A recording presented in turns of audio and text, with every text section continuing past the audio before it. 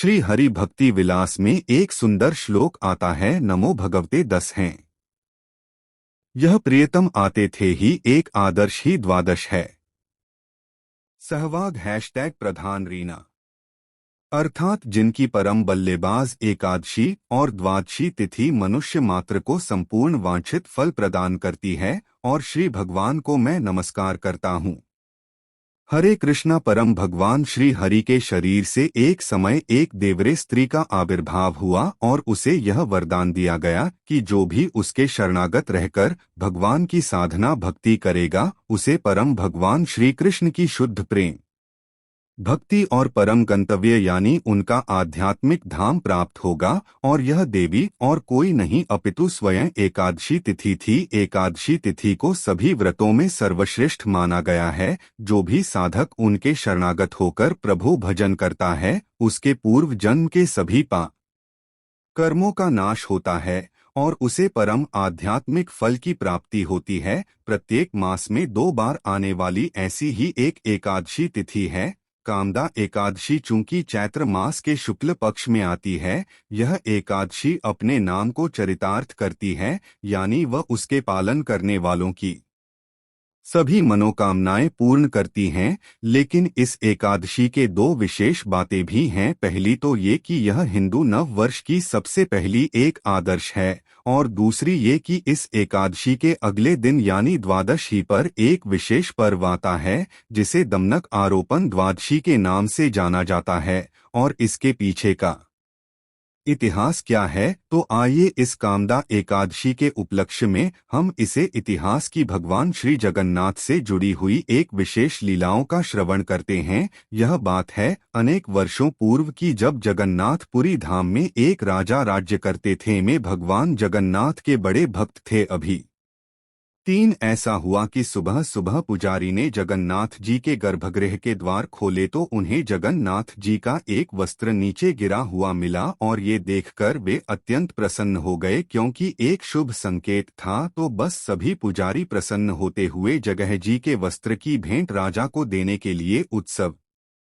पूर्वक राजा के पास पहुंचे। वहां जाकर देखा तो प्रातः काल में राजा चौसर खेल रहे थे। पुजारी ने प्रसन्न होते हुए राजा को जगन्नाथ जी का प्रसाद वस्त्र प्रदान किया। अब उस समय क्या हुआ कि राजा अपने दाएं हाथ से पासा फेंकने में व्यस्त थे, इसलिए उन्होंने अपने बाएं हाथ से और वस्त्र को ले लिया, और वो भी ज्यादा उस वस्त्र की ओर ध्यान दिए बिना। अब यह देखकर पुजारी थोड़े उदास तो हो गए, लेकिन अब क्या करें, राजा के सामने वे कैसे कुछ बोल सकते थे, इसलिए चुपचाप वहां से चले गए। कुछ समय बाद राजा का खेल समाप्त हुआ। वे अपने कक्ष में वापस आए और अचानक उन्हें याद आया, अरे ये मैंने क्या अपराध कर दिया। मैं मूर्ख अपने खेल में इतना व्यस्त हो गया कि मैंने जगन्नाथ जी के प्रसाद वस्त्र की ओर ध्यान भी नहीं दिया और बाएं हाथ से उसका स्वीकार किया। है प्रभु, मुझ पापी ने कितना बड़ा अपराध कर दिया। अब मैं कैसे इसका प्रायश्चित करूंगा। इस प्रकार स्वयं को दोषी मानते हुए प्रायश्चित करते हुए राजा ने खाना पीना बंद कर दिया।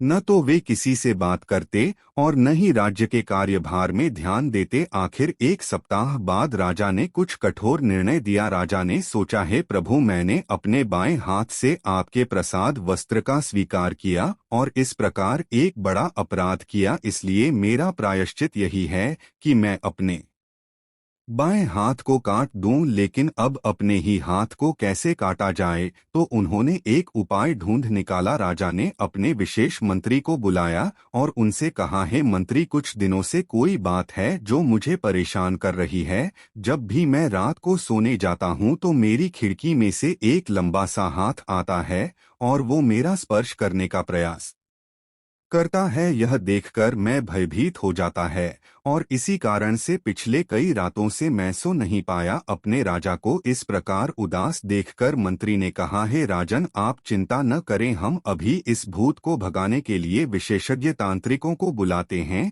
इतना कहकर मंत्री ने अपने राज्य के कुछ दिन यानी तांत्रिकों को बुला लिया। सभी ने बैठकर राजा के उस कक्ष में पूजा विधि और अच्छी खासी दान दक्षिणा देकर चले गए, लेकिन कुछ लाभ नहीं हुआ। दूसरे दिन फिर से राजा ने वही व्यथा प्रकट की। फिर मंत्री ने निर्णय दिया कि आज रात वह स्वयं राजा के कक्ष में रहेंगे और उस हाथ को काट डालेंगे। रात होते कि मंत्री राजा के कक्ष में पहरा देने लगे और राजा को किसी और कक्ष में भेज दिया। मध्य रात्रि हुई, खिड़की में से एक हाथ आया और उसे देखते ही मंत्री ने अपनी तलवार से उसे काट डाला। अगले दिन सुबह प्रसन्न होता हुआ मंत्री उस करते हुए हाथ को लेकर राजा के पास गया और उसे यह शुभ समाचार देते हुए रात्रि के संपूर्ण घटना कह सुनाई। राजा ने भी मंत्री की प्रशंसा की और उसे पारितोषिक प्रदान किया। इतने में मंत्री ने देखा कि अरे अरे, ये क्या, राजा का बायां हाथ कटा हुआ है।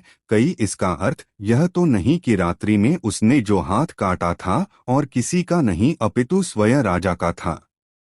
ये सोचकर उस मंत्री के पैरों तले से जमीन खिसक गई। वो रो रोकर राजा से क्षमा मांगने लगे और प्रायश्चित करने लगी, लेकिन राजा ने उन्हें यह कहते हुए आश्वस्त किया कि वह उनकी इच्छा थी, क्योंकि उन्होंने जगह जी के महाप्रसाद का अपमान किया था। फिर भी दुखी रवैये से मंत्री राजा का वो हाथ लेकर जगन्नाथ वल्लभ उद्यान में चले गए और उन्हें वहां बड़े आदर सत्कार से समाधि दी। अब राजा का एक हाथ कट गया, इसलिए जगन्नाथ मंदिर के नियम अनुसार अब वे जगन्नाथ जी की प्रत्यक्ष सेवा मंदिर में तो नहीं कर सकते थे। इसलिए अब वे प्रतिदिन जगन्नाथ जी के लिए उद्यान से पुष्प चुनकर आते और उसे माला बनाने की सेवा करने लगे। एक दिन पोस्ट चुनते हुए उन्होंने एक बड़ा ही सुंदर और सुगंधित पुष्प देखा। उसे देखकर उन्हें अत्यंत आश्चर्य हुआ, क्योंकि आज से पहले वो यहाँ नहीं था। राजा ने इसके विषय में वहाँ के माली से पूछा, लेकिन उनसे भी पुष्प के बारे में कोई जानकारी नहीं थी। राजा ने माली से कहा कि इस पोस्ट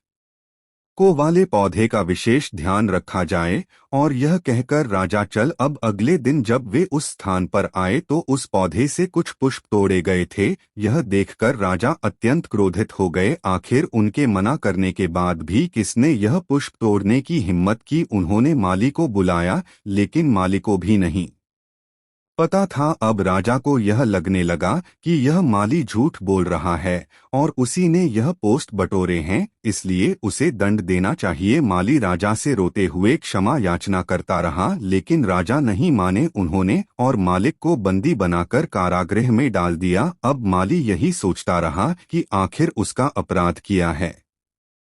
यह सोचते हुए उस माली ने जगन्नाथ जी से प्रार्थना की किया वहीं उन्हें संकट और राजा के दंड से बचा सकते हैं और हमारे जगह न तो है। भक्तवत्सल उसी रात्रि में पहुंच गए राजा के स्वप्न में और राजा से कहने लगे, हे राजन, तुमने व्यर्थ ही उस मालिक को बंदी बनाया है। यह सत्य है कि इन फूलों की चोरी के विषय में उसे कुछ भी ज्ञात नहीं। वास्तव में यह पुष्प और उसकी सुगंध मुझे अत्यंत प्रिय है, इसलिए इन पुस्तकों की चोरी मैंने स्वयं की थी। यह पुष्पों मुझे अत्यंत प्रिय है क्योंकि यह उसी स्थान पर रोका है जहां तुम्हारे करते हुए हाथ को मंत्री ने समाधि दी थी। वास्तव में यह स्थान और यह पौधा मेरे प्रति तुम्हारी भक्ति और करुणा को दर्शाता है, इसलिए इस पुस्तक का नाम होगा बयान। पुरुष जाओ, ऐसे क्षण उस मालिक को मुक्त करो, और आज से उस मालिक का नाम होगा दयान। माली और का चैत्र शुक्ल पक्ष की चतुर्दशी तिथि है। मैं चाहता हूँ कल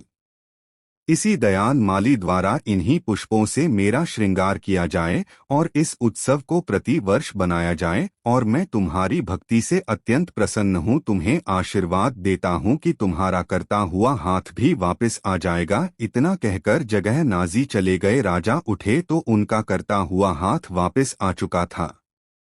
उन्होंने जाकर माली को कारागृह से मुक्त किया, उसे सम्मानित किया, उससे क्षमा मांगी। तो यही कारण है कि चैत्र मास के शुक्ल पक्ष की त्रयोदशी चतुर्दशी तिथि पर प्रत्येक वर्ष जगन्नाथ जी को इन्हें दयान पुष्पों और उसके पत्तों से विशेष श्रृंगार किया जाता है। और इस बार यह पर्व आ रहा है एकाद अर्शी के ठीक अगले दिन यानी तो आदर्शों पर तो यह थी इस कामदा एकादशी के उपलक्ष्य में एक विशेष कथा। यह कथा आपको कैसी लगी ये हमें नीचे कमेंट बॉक्स में लिखकर बताना मत भूलिएगा। वैसे आपको जानकर प्रसन्नता होगी कि जिस प्रकार राजा के घर में जगह नाजी आए थे, वैसे ही आप भी अपने घर में जगह जी को आमंत्रित कर सकते हैं। जी हाँ, हमारे भक्तों की टीम द्वारा एक्रेलिक के सुंदर 3D जगह नाजी बनाए जाते हैं। तो अगर आप उन्हें अपने घर और जीवन में आमंत्रित करना चाहते हैं तो अभी जाइए हमारी वेबसाइट नीलाचल.com पर और इस कामदा एकादशी के पावन पर्व पर उन्हें अपने घर में आमंत्रित की थी। अगर